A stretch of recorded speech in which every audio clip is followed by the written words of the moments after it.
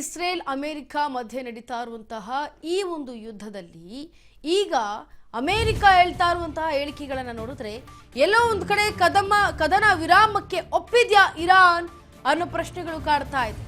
ಯುದ್ಧ ನಿಲ್ಲಿಸ್ತಾರಾ ಹಾಗಿದ್ರೆ ಮುಜ್ತಬಾ ಖಮೇನಿ? 1 ತಿಂಗಳ ಕದನ ವಿರಾಮಕ್ಕೆ ಈಗ ಟ್ರಂಪ್ ಪ್ರಸ್ತಾಪ ಮಾಡಿದ್ದಾರೆ. ಇರಾನ್ ಕದನ ವಿರಾಮಕ್ಕೆ ಒಪ್ಪಿದೆ ಅಂತ ಟ್ರಂಪ್ ಹೇಳಿಕೆ ಕೊಡ್ತಾ ಇದ್ದಾರೆ. ಇರಾನ್ ಅಣ್ವಸ್ತ್ರ ಇಟ್ಟುಕೊಳ್ಳಲ್ಲ ಅಂತ ಹೇಳ್ತಿದ್ದಾರೆ ಟ್ರಂಪ್. ಇರಾನ್ನಿಂದ ದೊಡ್ಡ ಉಡುಗೊರೆ ಬಂದಿದೆ, ನಾವೇ ಯುದ್ಧ ಗೆದ್ದಿದ್ದೇವೆ ಅಂತ ಟ್ರಂಪ್ ಹೇಳಿಕೊಂಡಿದ್ದಾರೆ. ಟ್ರಂಪ್ ಎಷ್ಟೇ ಹೇಳಿಕೆ ಕೊಟ್ಟರು ಇರಾನ್ ಮಾತ್ರ ಸೈಲೆಂಟ್ ಆಗೇ ಇದೆ. ಯುದ್ಧ ನಿಲ್ಲಿಸಲ್ಲ ಅಂತಿದ್ದಾರೆ ಮುಜ್ತಬಾ ಖಮೇನಿ.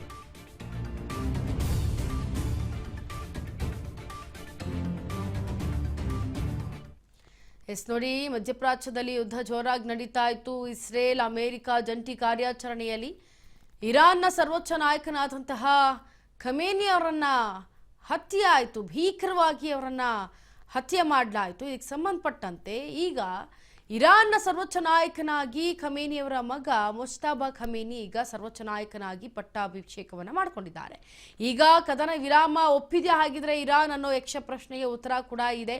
ಯಾಕಂದ್ರೆ ಯುದ್ಧ ನಿಲ್ಲಿಸ್ತಾರಾ ಮುಜ್ತಬಾ ಖಮೇನಿ ಅನ್ನೋದು ಕೆಲವು ಕಡೆ ಈಗ ಗೊಂದಲಗಳಿತ್ತು. ಅಮೆರಿಕ ಮಾತ್ರ ತನ್ನ ಟ್ರೂತ್ನಲ್ಲಿ ಪೋಸ್ಟನ್ನು ಮಾಡ್ಕೊಳ್ತಾನೆ ಇತ್ತು. 1 ತಿಂಗಳ ವಿರಾಮಕ್ಕೆ, ಈ ಒಂದು ಯುದ್ಧದ ವಿರಾಮಕ್ಕೆ, ಕದನ ವಿರಾಮಕ್ಕೆ ಟ್ರಂಪ್ ಪ್ರಸ್ತಾಪವನ್ನು ಮಾಡಿರುವುದು ಜೊತೆಗೆ ಈ ಕದನ ವಿರಾಮವನ್ನು ಒಪ್ಪಿದೆ ಇರಾನ್ ಅಂತ ಹೇಳ್ತಾ ಇದ್ದದ್ದು ಜೊತೆಗೆ ಇರಾನ್ ಹತ್ರ ಇರುವಂತಹ ಅಣ್ವಸ್ತ್ರ ಏನಿದೆ ಅದನ್ನು ಅವ್ರು ಇಟ್ಕೊಂಡಿಲ್ಲ, ಅವರೆಲ್ಲ ಕೊಟ್ಟುಬಿಟ್ಟಿದ್ದಾರೆ ಅಥವಾ ಅದನ್ನು ನಾಶ ಮಾಡಿಬಿಟ್ಟಿದ್ದಾರೆ ಅಂತ ಹೇಳ್ಕೊಳ್ತಾ ಇರೋದು ಜೊತೆಗೆ ಇರಾನ್ನಿಂದ ನಮಗೆ ದೊಡ್ಡ ದೊಡ್ಡ ಉಡುಗೊರೆಗಳು ಬರ್ತಾ ಇದೆ. ಅಂದರೆ ತೈಲ ಏನು ಹರ್ಮುಜ್ ಜಲಸಂಧಿಯಲ್ಲಿ ತೈಲಗಳೆಲ್ಲ ಬಂದಾಗಿದ್ವು ಅವೆಲ್ಲವೂ ಕೂಡ ನಮ್ಮ ಬಳಿಗೆ ಬಂದಿದೆ. ಇರಾನ್ ಜೊತೆ ಮಾತುಕತೆ ನಡೆದಿದೆ, ಶಾಂತಿ ಆಗಿದೆ, ಹಾಗಾಗಿ ಯುದ್ಧ ಗೆದ್ದಿದ್ದು ಅಮೆರಿಕ, ನಾನೇ ಯುದ್ಧ ಗೆದ್ದಿದ್ದು ಅಂತ ಹೇಳಿ ತಮ್ಮ ಟ್ರೂತ್ನಲ್ಲಿ ಪೋಸ್ಟ್ ಮಾಡಿಕೊಂಡಿದ್ದಾರೆ ಟ್ರಂಪ್ ಅವರು. ಆದರೆ ಇದಕ್ಕೆಲ್ಲ ಸೊಪ್ಪು ಹಾಕದೆ ಯುದ್ಧವನ್ನು ನಾನು ನಿಲ್ಲಿಸಲ್ಲ ಅಂತೇಳಿ ಈಗ ಇರಾನ್ ಸರ್ವೋಚ್ಚ ನಾಯಕನಾದಂತಹ ಮುಜ್ತಬಾ ಖಮೇನಿ ಈಗ ಯಾವುದೇ ಕಾರಣಕ್ಕೂ ಯುದ್ಧವನ್ನು ನಿಲ್ಲಿಸಲ್ಲ, ನಾವು ಯಾರು ಕೂಡ ಟ್ರಂಪ್ ಜೊತೆ ಮಾತನಾಡಿಲ್ಲ. ಎಷ್ಟು ಸುಳ್ಳು ಹೇಳ್ತಾರೆ ಟ್ರಂಪ್, ಯಾವುದೇ ಸಂವಹನ ನಮ್ಮ ಜೊತೆ ನಡೆದಿಲ್ಲ, ಆದರೆ ಈ ರೀತಿ ಪೋಸ್ಟ್ ಹಾಕೊಂಡಿರೋದಕ್ಕೆ ನಾವೇನು ಮಾಡೋಕ್ಕಾಗಲ್ಲ, ನಾವು ಯುದ್ಧವನ್ನು ಮುಂದುವರಿಸ್ತೇವೆ ಅಂತೇಳಿ ಇಸ್ರೇಲ್ ಮೇಲೂ ಕೂಡ ದಾಳಿಯನ್ನು ಮಾಡಿತ್ತು ಇರಾನ್.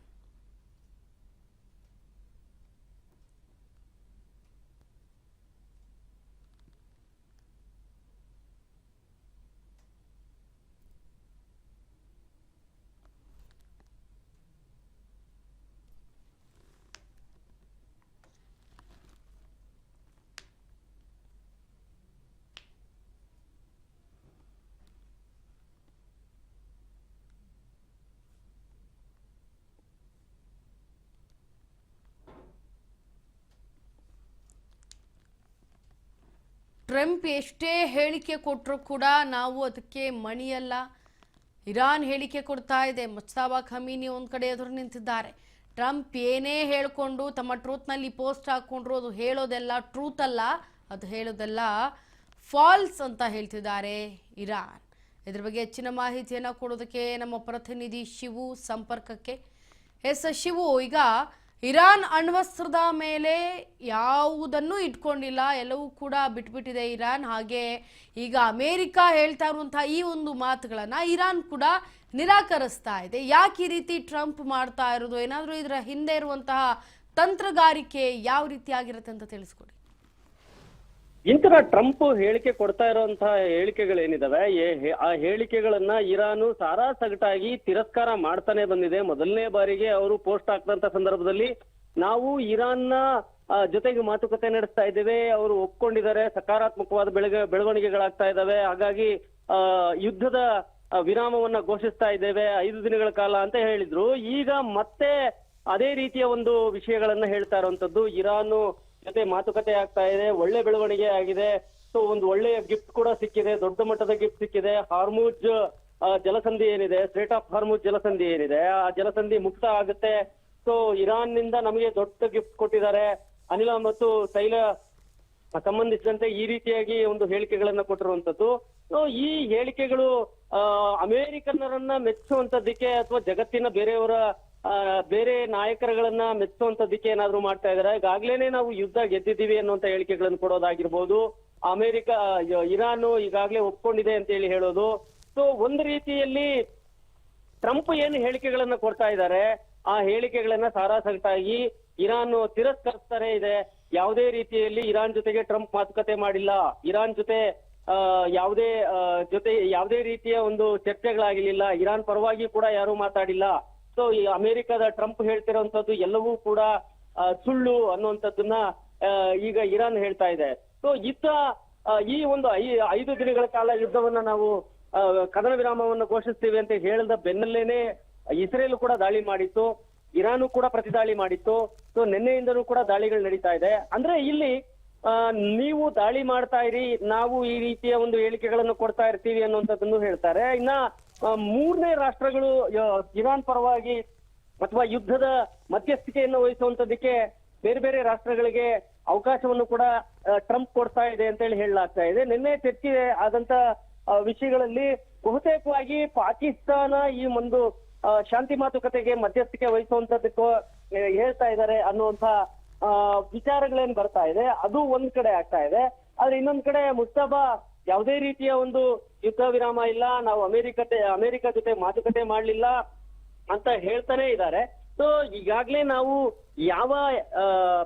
ಯಾವ ನಿಲುವುಗಳಿಗೆ ಬದ್ಧ ಆಗಿದ್ದೀವೋ ಆ ನಿಲುವುಗಳು ಅಂತಂದ್ರೆ ನಮ್ಮ ಷರತ್ತುಗಳೇನಿದಾವೆ, ಈಗಾಗ್ಲೇ ಇರಾನ್ ಮೇಲಿರುವಂತ ಎಲ್ಲ ನಿರ್ಬಂಧಗಳನ್ನ, ಆರ್ಥಿಕ ನಿರ್ಬಂಧಗಳನ್ನ ತೆಗೆದುಹಾಕ್ಬೇಕು, ಹೀಗಾಗಿ ಇರುವಂತ ಯುದ್ಧದ ನಷ್ಟವನ್ನ ಅಮೆರಿಕ ಕಟ್ಕೊಡ್ಬೇಕು, ಯಾವುದೇ ಏನು ಬೆಂಜಮಿನ್ ನೆತನ್ಯಾಹು ಏನಿದ್ದಾರೆ ಅವರನ್ನ ವಶಕ್ಕೆ ಕೊಡ್ಬೇಕು, ಈ ಎಲ್ಲ ಡಿಮ್ಯಾಂಡ್ಗಳನ್ನ ಇರಾನ್ ಹೇಳ್ತಾ ಬಂದಿದೆ. ಆದ್ರೆ ಅಮೆರಿಕ ಒನ್ ಸೈಡೆಡ್ ಆಗಿ ನಾವು ಈಗಾಗ್ಲೇ ಇವತ್ತು ಹೇಳಿರೋ ಹಂಗೆ ಮಾತುಕತೆ ಆಗ್ತಾ ಇದೆ, ಎಲ್ಲ ಒಪ್ಪಿಗೆ ಆಗ್ತಾ ಇದೆ, ಇರಾನ್ ಒಪ್ಕೊಂಡಿದೆ, ಅವರ ಬಳಿ ಅಣು ಸ್ಥಾವರಗಳನ್ನ ಇಟ್ಕೊಳ್ಳುವಂತದಕ್ಕೆ ಒಪ್ಪಲಿಲ್ಲ, ಇದು ದೊಡ್ಡ ನಮ್ಮ ಗೆಲುವು, ನಾವು ಯುದ್ಧದಲ್ಲಿ ಗೆದ್ದಿದ್ವಿ, ಈ ರೀತಿಯಾಗಿ ಹೇಳಿಕೆಗಳನ್ನ ಕೊಡ್ತಾ ಇರುವಂತದಕ್ಕೆ ಒಂದು ಬಲ ಸಿಗ್ತಾ ಇಲ್ಲ.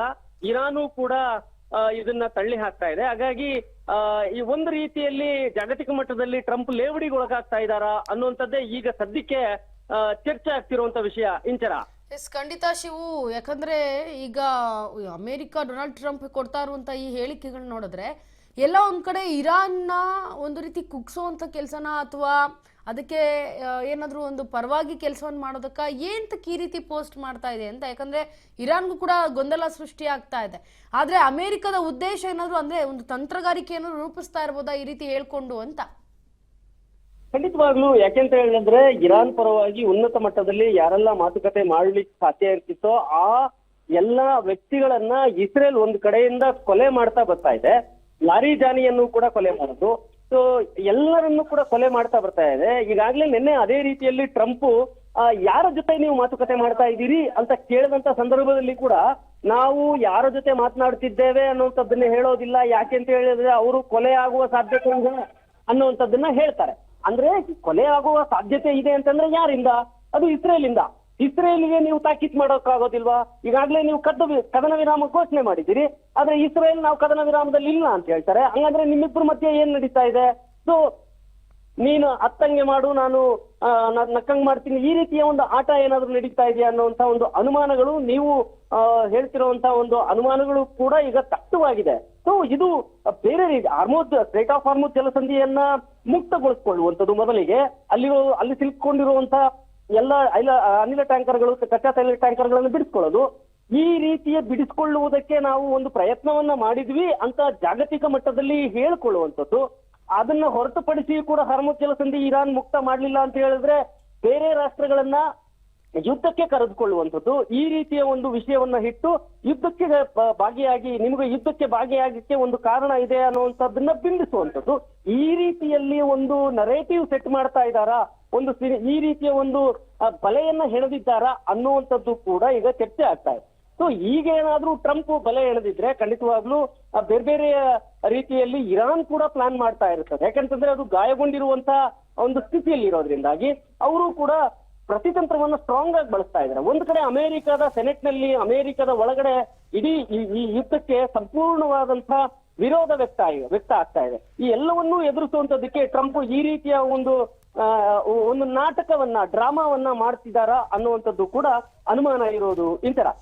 S Shivu, thank you so much ನಿಮ್ಮೆಲ್ಲ ಮಾಹಿತಿಗಾಗಿ.